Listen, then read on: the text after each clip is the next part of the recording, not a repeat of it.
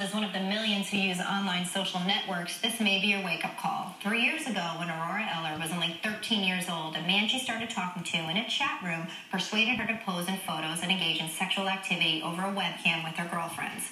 Police were eventually alerted by an anonymous tip, but shockingly, Aurora was charged with 2 child pornography crimes, faces 5 years in prison, and may end up on a sex offender list for life.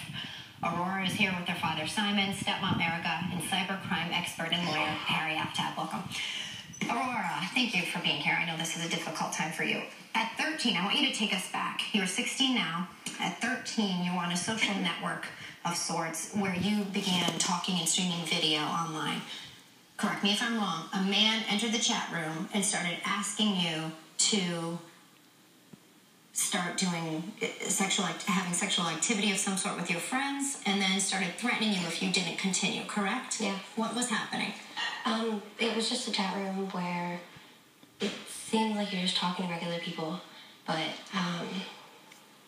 and it's like there's creepers online, and then they started to ask us to do things, and, after the first time, they used it to threaten me, and if I didn't do it, they would tell my parents or tell my school, and I was afraid, so.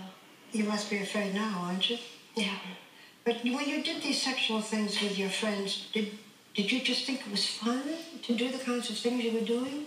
I don't really know. You were 13 and he said do it and you did it. Yeah. You felt pressure. This person was pressuring you to perform or have these acts, and then using the one time you said yes to do this and did it as a threat to get more from you? Yeah. Okay. You know, as a father, you must be frightened yourself and obviously heartbroken. Did you know any of this? Did you monitor what she was doing? Did you have any idea what was going on, Simon? I mean, I always monitored what they were doing online, using different softwares, and I had no idea, mainly because Aurora, she has cystic fibrosis. She has cystic fibrosis? She does, yeah. And she's actually homebound, so she has to do all of her schoolwork from home. So she's always on the computer, so I had no idea. And the schools, I mean, the schools require work on the computer, so it's very difficult and challenging for a parent to say you can't be on it. You know, that's almost a non-reality at this point. Aurora, were you drinking at the time? Yes. Okay, so under the influence, being persuaded by this man who's yet to be identified, correct? Nobody's found him. Nobody has found him. No one's looking. No one's even looking. And that's the you're biggest saying, problem. No one's looking. She's the one that's being blamed for all of Well, this. this is... We should point out that you are not their lawyer, but you are... I run the world's largest and oldest internet safety charity, Barbara Wired Safety. So we protect kids online. I want to, and they need more protection than ever, I would say. But it doesn't seem as though you're getting the protection you deserve at this point. I want to go back even more.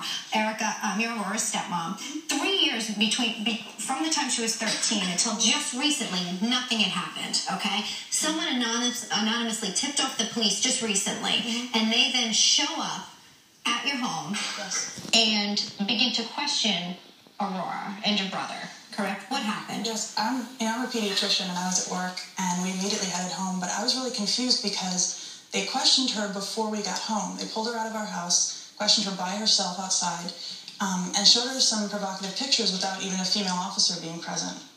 Is that legal, Harry? You know, the laws are different state by state, but she was 15 at the time, and it's the kind of thing that most law enforcement officers will wait for a parent to be home to do. Absolutely. But if the charges are brought, does she go to trial? The charges have been brought, Barbara, and she's now being charged with 2 counts of child pornography. And she could go to prison? She could go to prison, but in all likelihood, if she's found guilty, she will become a registered sex offender. So for the rest of her life, there is this mark. She won't be able to live near a school. She won't be able to take certain jobs. She has to notify everybody as to what she's doing, and they're going to treat her the way they would some creep who's molesting 2-year-olds. Let me ask you, Just for a moment.